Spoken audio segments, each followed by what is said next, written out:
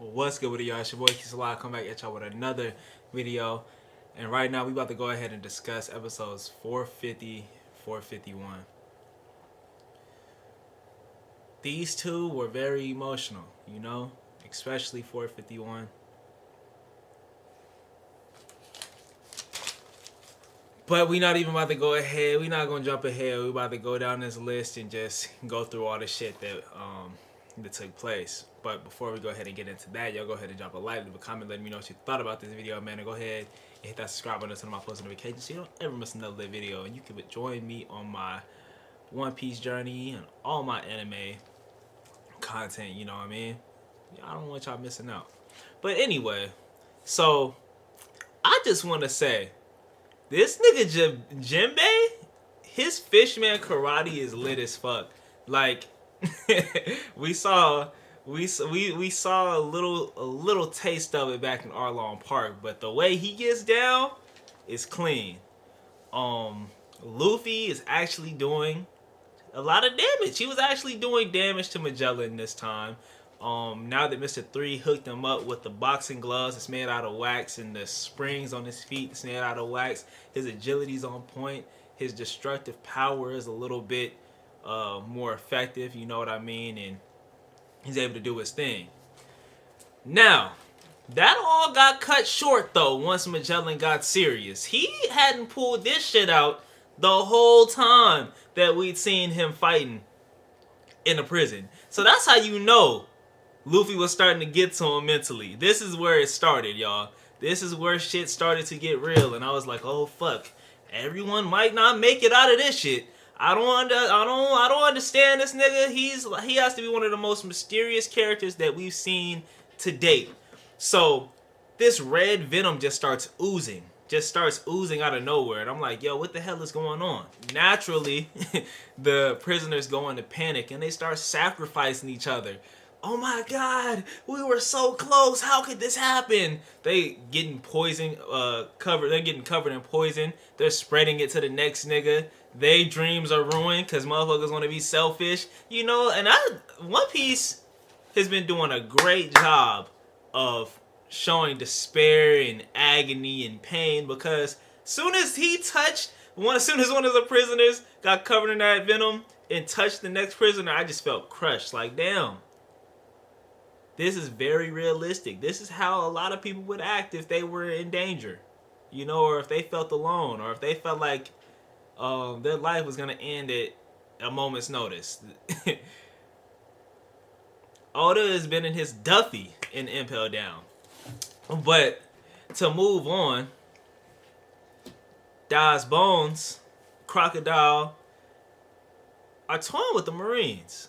I don't know how many times I said this about the Marines, but they're trash. They don't really hold any weight, so they kind of just doing their thing. Jinbei is still coming with the Fishman Karate, doing a whole bunch of Dragon Ball Z shit with the waves. People are caught off guard. They don't know how to defend it. He's in his natural habitat, so it's not really much they can do, even if they wanted to. When niggas of that caliber break out, it's like, well, fuck, Magellan, nigga, you had one job. How did you, you know what I mean? Like, you're the only one that can fuck with people of this class. One thing that struck me the entire arc is, why is Luffy running when there's edges and walls and motherfucking cell gates and shit that he could be clinging onto and stretching to move more efficiently, move at a faster pace. So why is he running? He's running with everyone else like he doesn't have shit at his disposal that he can reach to get to his destinations quicker. I don't understand it, but I guess, it kind of helped the plot in certain situations, because if he could do that, he would just get away from Magellan without any struggle at all. Yeah, that's something that I was really thinking about. Like, what the fuck? Like, sometimes he's running extremely slow. He's not using his arms to stretch to places that's hard to get to like he normally would. But I just kind of overlooked that because I get it. I get it, Oda. I get it, bro. Von Cove was able to make it back to the rest of the gang, so that's good. He had Inazuma with him. Fathead ass nigga. I don't understand how he was able to exhale so much air to where he propelled through the rooftop, which was the ground from the top floor that they were on. But hey, he was able to do it. The nigga, he has a bunch of mysteries that we are yet to to figure out. So he's just like Magellan in my eyes. These niggas are too strong for their own good, have too many capabilities, and the Grand Line is crazy. That's really what it's come to. Like, I'm surprised by everything now. Crocodile, Jinbei, and Buggy were able to finally secure a ship, so we moving in the right direction now, y'all. You know, shit is looking real good for us. Shit is looking great, actually. But meanwhile, back at Impel Down, Luffy had to go third gear. Now, when this nigga went third gear and kicked Magellan into this wall, son, I was so fucking turned. Y'all don't even understand. Because, you know, everything is kind of, it's hectic right now. People are panicking. We're not really getting a lot of action. They're running away. Luffy was pretty much like, oh, Jinbei, you need us to do what? Okay, let me handle this shit real quick. You know what I mean? Pow! But it was with his foot. But of course, I'm not going to lift my knee all the way up here. But knock that nigga's dome piece off. Not really. But it got lit. It got lit a little bit, man. And it turned me up. So after he did that, Von Cole was like, everyone get on. Did that little exhale technique again. They blasted off into the sky. Now, Jinbei said, hey, whale sharks, go get my buddies. So they went on their way to go do that, and they landed on the whale sharks, and they was on their damn way to the ship, man. And shit is looking sweet for us again. Shit is looking great for us, y'all. Beautiful even. To see the look of failure on Magellan's face was perfect for me. We hadn't seen despair in this nigga's eyes the whole time we've been on this fucking hell, and the whole time we've been in this hellhole. You know, so to see that he felt like he actually fucked up something made me feel good. I felt great. You know what I mean? Yo, where the fuck is Bond at? Where is my nigga Bond at? This nigga sacrificed himself. Coming to find out, when he was disguised as the Vice Warden, he touched Magellan's face. So he was thinking ahead. You know, this might come in handy, I think. Or I don't think that was actually intentional. But he touched his face anyway, and it worked in his favor. You know, it bought the Straw Hat some time, in a sense that he was able to open the gates on their way to Marineford, and then order them to close them. But word got to the real Magellan quick, and that nigga busted in the room and was like, yo, what the fuck is going on?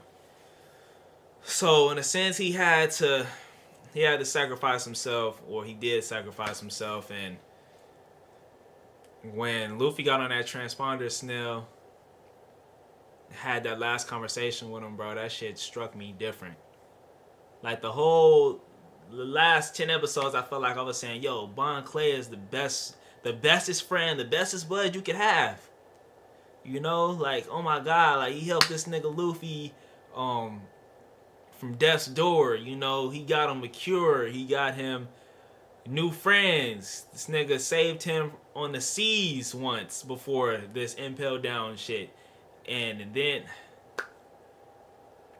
wow, bro, I didn't even get this sad when I was watching this shit. Now it's like it's all kind of hitting me right now. You don't come across many people that sacrifice and put their life on the line for niggas like that without a second guess. Wow, bro. And I was shook. Like, the plot twist, though, my nigga. Wow. Oda's Duffy is from the ceiling to this motherfucking floor. This nigga has been reaching in. Somehow his body is in proportion right. This nigga's able to reach just his arm in a 8-foot bag and just keep pulling out the good shit. Just keep pulling out the motherfucking the heartstrings and all the despair and the pain. Just keep pulling out. You know, I'm gonna fuck him up with this one. He just keeps doing it. He said, I'm not gonna dive in. I'm just going keep nitpicking. Just keep nitpicking. You know, little bits at a time. We don't have time for no pit stops. We don't have time for no mental breakdowns. We don't have time for people suggesting that we should just break camp and not go to Marine Ford. None of that. Any nigga that talk like that need to get slapped in their mouth instantly. Because too much has went into this. Too much blood, sweat, and tears has gone into this voyage. You know, has gone into these last 20 plus episodes for niggas to just be trying to give up. We don't have time for that, you know. Clearly Luffy isn't strong enough at this point for a lot of what's come in contact with him recently, and probably what he's gonna see in the near future. But we gotta figure something out, man. You know, it's not just you right now. You got people that you can rely on. Hopefully we could formulate some plans. Let's not just bulldoze in. Wow, bro, that last episode fucking hit. Oh my god, son.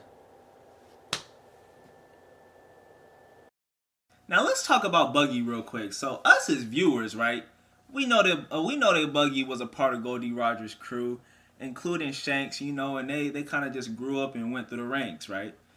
But no one else knew. So in this last episode, episode 452, the Navy announced it on the transponder, Snell, and the whole ship was shook. Like, what, motherfucker? You was a part of one of the most famous crews, probably the famous crew at the time, and they kind of like, damn, you turned out like this? Well, shit. No wonder. But the thing is, Buggy didn't know how to process it. He's like, how did you know that? Motherfucker, it's Goldie Rogers' crew. What do you mean how they know? It's part of this famous ass group of people, and you expected no one to find out anytime soon, especially the Navy. I'm surprised. Like, I could understand if you were retired, you were just a retired pirate, or you were getting old, and you just wanted to live your life in full peace without any worries, just being completely unbothered, then cool. Don't mention nothing about it.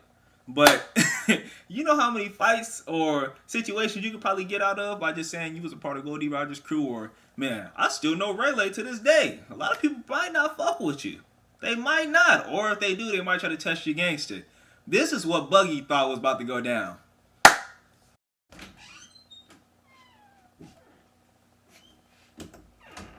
Yo, what's good, Buggy? What's good, fellas? How y'all doing?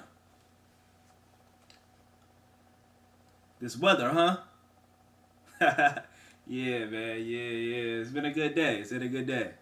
Yo, what's good with Shanks? Who? Shanks. Nah. I don't know that nigga. Nah, no affiliations. My fault. But this weather, though, huh? Yeah, man. This pirate shit's been I'm sorry to hear about your Captain Roger, bro. Who now?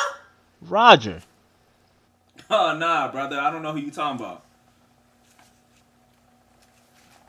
Shit, Buggy needs to take some notes from his brother Shanks. Like, he got strong as fuck. He's part of the emperors. You know what I mean? Like, he's doing his thing. Maybe if you got a little bit stronger, bro, you wouldn't have to get nervous if someone was of equal power or just a little bit higher than you. But damn, you ready to break camp anytime a nigga challenge your strength. Like, damn, Buggy, what's going on, bro? Like, you good? You know what I mean? But, and the fact that he really has a clown nose, though, like, that is authentic, y'all. That's not fake. You can't pull that motherfucker off. We need a backstory on his kind. If it's really a group of people that are clowns, I need to see that. It doesn't make any sense to me. Yo, Oda, you was in your Duffy, huh? You just said, hey, y'all, my shit wild anyway. I'm gonna just start pulling motherfuckers out of the motherfucking rabbit hat. You know what I mean? Like, and where did he come from? That's all I'm focused on. But one thing I will say about Buggy is what he lacks in strength, he replaces with charisma. Like, he can lead. He can for sure get a group of people riled up and ready to go to war for him. We saw that in this last episode. So that nigga can definitely be a dope leader. And I respect his character. You know, he is a goofy clown ass nigga, but he's literally a clown. So that's beautiful writing, right? Like I can't really complain when something matches context.